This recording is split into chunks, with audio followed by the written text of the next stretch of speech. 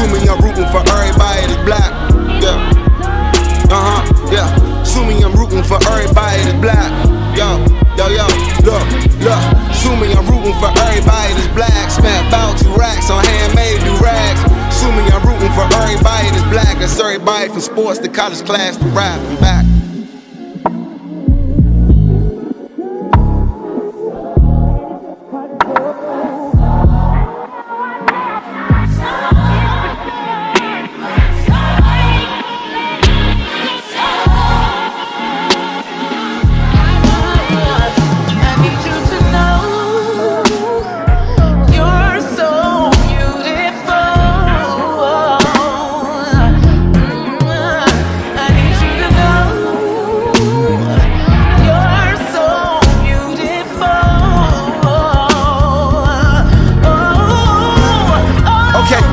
I'm rooting for everybody that's black. Everybody be asking my 6th album, my last. I'm super sick of this business. My daughter missing me, nigga. The whip is bullet repellent, but they gon' kill me with tax. Niggas really on clout, they ain't checking for stats. Who a decade or better, give niggas decade of rap. Respect is in order, hate me better, do it loud. Root for everybody black. Haters say that's crazy, wow. It's crazy, wow.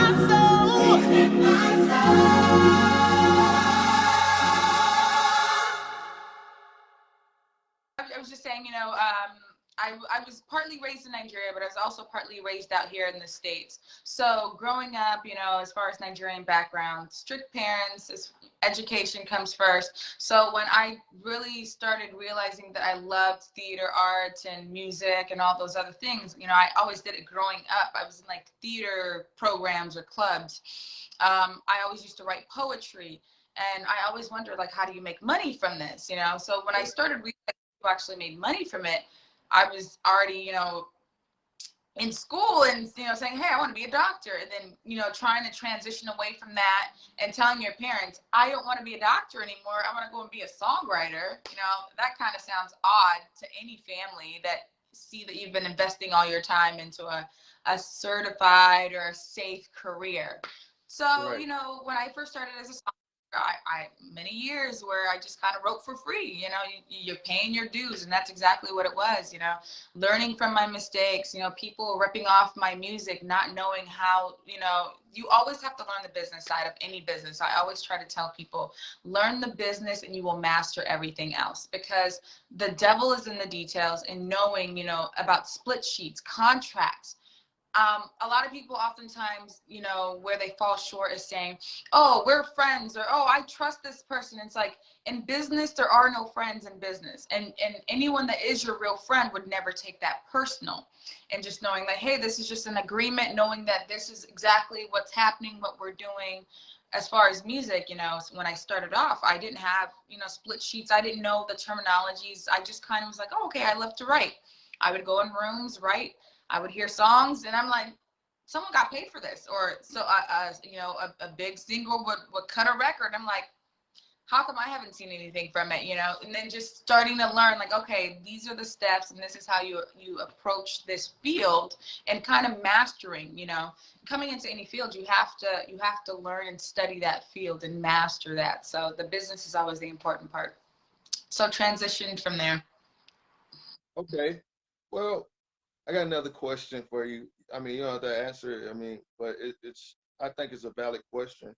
Mm. Um, do you think, like, you being as beautiful as you are, do you Thank think sometimes that it overshadows how talented you are as a? Absolutely. Absolutely. And I think that's another reason why I oftentimes take roles and step away from like characters where it's like, oh, the sexy girl, I often play characters like the goofy girl. I love the show I Love Lucy, and in Living Color, and those kind of comedic shows, and I kind of take from that because I want people to appreciate and see my talent. I know people aren't blind, and I appreciate the love that I do get about my physical appearance, but for me, it's so much more, you know, it's like so much hard work and sacrifice that went into my art that I want people to just see that. So it's kind of, it's a, you know, it's a double-edged sword, which I'm grateful for, but at the same time, it does have its ups and downs, and people, I don't think, realize that, you know, when you work hard and you put out a project, and you know the first thing people are going to notice is, oh my god, you're so beautiful. It's like, oh, thank you. It's like, but what did you think of the sketch? Because it took me, you know, because I really took my time to do X, Y, and Z. So I know people don't mean any harm by it, but you know, it's human nature, so I do understand that. Well, well, yeah, it is. Like when you and y'all do your sketches, that's where I saw you first. I think it was a crazy sketch about, I think, a girl that recently broke up, and he was trying to catch her on the rebound or something like that. Oh yes, yes, inner thoughts. Yeah, yeah. That was a good one, but Yeah. I mean, it relates to real life, It and does. and you know, as far as your music, like Binko, I don't even know what is being said, but I like the song. It's hot. Thank you. Yeah. I think with my music, I always try to incorporate, and I try to be as true to myself as possible, because I've learned that people are going to love you for being you. You can't pretend to be someone else. So that's the most important thing that we as humans have to realize. And growing up, you know, being born and partly raised in Nigeria, and growing up in America, you know, I kind of had a tug and war, like, okay, I'm Nigerian, you know, like I'm pro Nigerian. Everyone that knows me knows that. But at the same time, it's like I grew up here also, and I have these experiences. So with Afro beats, I wanted to jump into that genre, but I also wanted to be true to who I was, like growing up in both places. So that's why with my music, I kind of infuse both, you know, both genres, like, you know, the American style and the Afro beats, because some people don't understand, you know, the different languages. So I try to speak Pidgin, English, and, you know, just kind of incorporate the beats within both worlds. So it's a bridge. I want to bridge the gap. That's my ultimate goal within the music that I do, is, you know, bridging the gap between Nigerians and Africans, just people here in the States and people back home in Nigeria. So what's the, like, is it, if I was to go to Nigeria right now, like, say if I was to go, like, what, I mean, would it be, is it, you know, a lot of people, they say that they say bad things, like, okay, if you go up there, this can happen, that can happen. Um, uh, can you give me some insight on that? Is it just like anywhere you, I'm is sorry? it like anywhere you go is bad, or like whether you're in America or here? The same thing about America when they come here. You know, be careful. Cops are shooting black people. Like it's dangerous. Just getting pulled over by the cop. It's anywhere you go, there's the good and there's the bad. There's so many beautiful parts of Nigeria, of Africa, that people don't see, that oftentimes they don't want you to see, because it's going to spark your interest. And once you do uncover the truth, you're not going to want to, you know, see it for anything else that it is. You know, I definitely am planting seeds back home in Nigeria, back home in Africa, because that's my long-term, you know, my long-term goals is to sow back into Africa. So these steps that I do take are all aiding towards that. But I always encourage people, I say, you know, don't ever take what a biased opinion is of a place, whether it's good or bad. Like, go and see for yourself. Like, that's the beauty of being able to travel, and the beauty of exploring the world. There's so much of the world to see. Don't limit yourself by taking someone else's word. And, you know, it's all about perspective, you know, because people, when I first came to the States, people thought, like, oh, did you live in huts? And I'm like, what are you talking about? I had like, Oh man, oh man. like, you know, like we lived on a I commune. don't want to laugh. I mean, I'm not trying to laugh, but you know. No. I mean, I understand, because that's what was being portrayed, or like that's perception that people gave of Africa. So I always try to tell people, encourage them, like, travel, go see the world, because you will be surprised by what you find. So. Right, because when you see the commercials about the kids, they only show the part, like, you know. Like, there are no homeless people here in the United States, or like, it just boggles. It's perception. And you got to, media, you know, like who owns the media, and you know what exactly is their agenda and what are they pushing out. So we all have to be mindful and do our research and not just sit back and be lazy and depend on someone to feed you knowledge. You have to go looking for it. Right. And you know, that's why I started my page. And um it was you know, what's crazy about it, I just started it because I want to know about history. I Mm-hmm. started with I started with Dick Gregory, and then after Dick Gregory, I started reading and looking into like Marcus Garvey, Mm-hmm. you know, Malcolm X, and then you know how you go through that phase of Black Power phase, then you realize it's not even about that. It's about okay, now we know what's going on. What are we gonna do about it? You got to play chess. Right. Life is one big chess game. I play chess every day. Side note, I really do. I virtual chess. So I don't think you can beat me, to be honest. okay, we'll see now. But honestly, I always tell people like life is chess, like, and you have to be very strategic with how you move.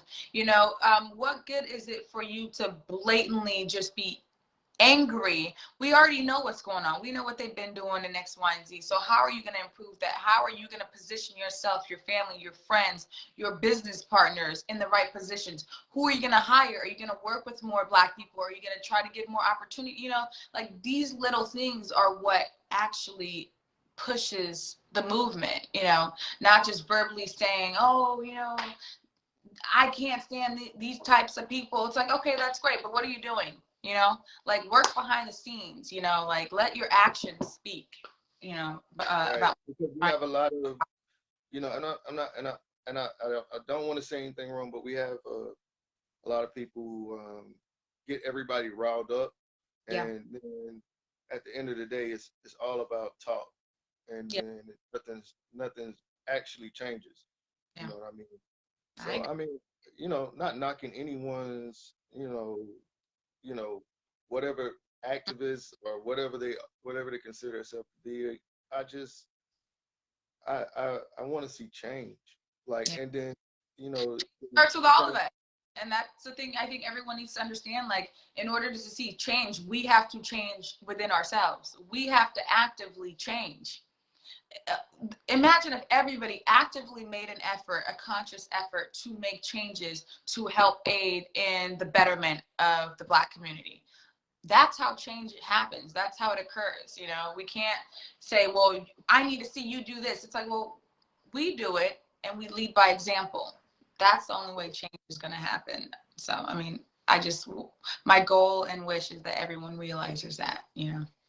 and you know, the thing I love about you is you never compromise who you are as a person Yeah. to get where you're trying to get, you know, where you're going. You never. I don't see that in you because no person that would no person would just come and say, well, I'm going to come talk to on your platform, Mm-hmm. and you know, usually get the automated messages that say, hey, I'm such and such, you can message me back, or you know, but you actually sent me a personal message, and that really meant everything to me because it makes me believe that it is hope for like our culture as a Yeah, I whole. mean, I try Right. to get everybody as much as I can, you know, like the messages are overwhelming, but I do actively try to make a conscious effort to go through and, you know, connect with people, because at the end of the day, what people don't understand is like these people that follow you, that support you, they're the ones that help you.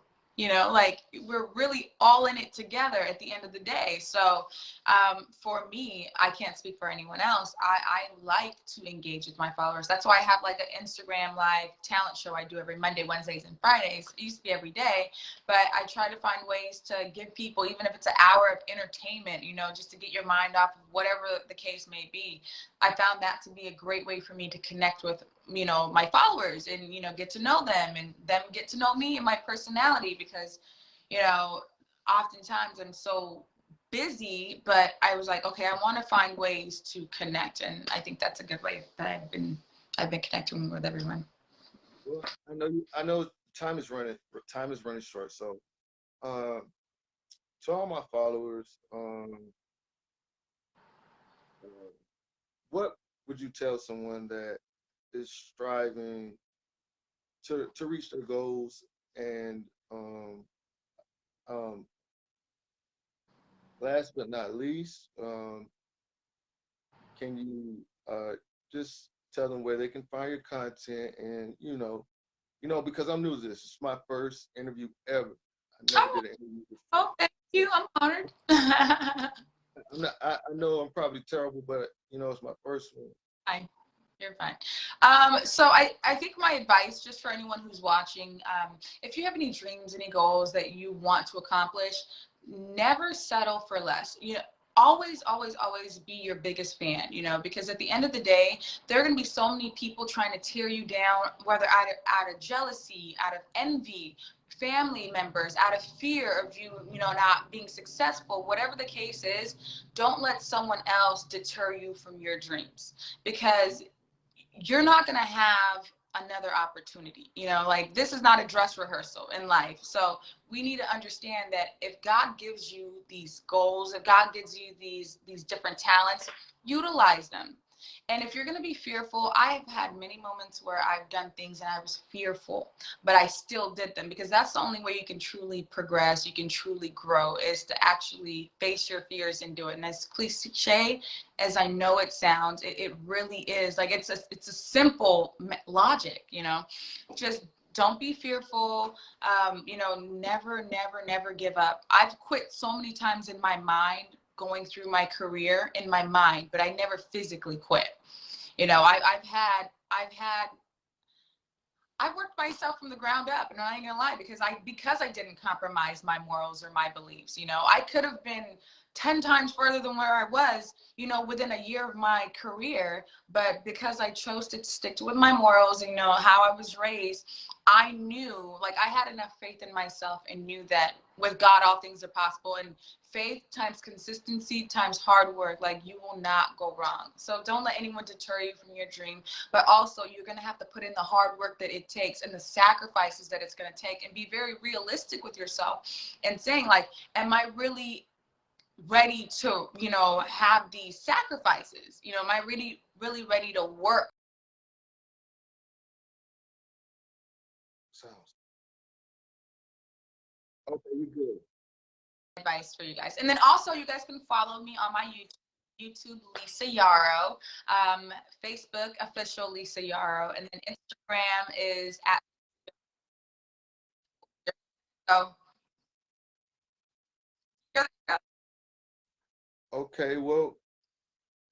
Oh and man. I'll give back my information so they can find me. But I post new content on my YouTube. I'm posting something new today. Well, regardless of what, I'll share I'll post everything you do. We have to support each other, and I know that if if if I ever need, I feel like I gained a friend. So, that's rare. Thank you. I appreciate it. And like I said, it was an honor. It was like my birthday is tomorrow, so happy birthday. Your birthday is on the 8th. Yeah. Yeah. So I just really appreciate it. You just don't know, but I hope everything you do is blessed. I just hope everything you do is blessed. You just continue being great, and I really thank you for your time. Of course. All right, you guys have a great day. All right. Bye. Thank you. Bye.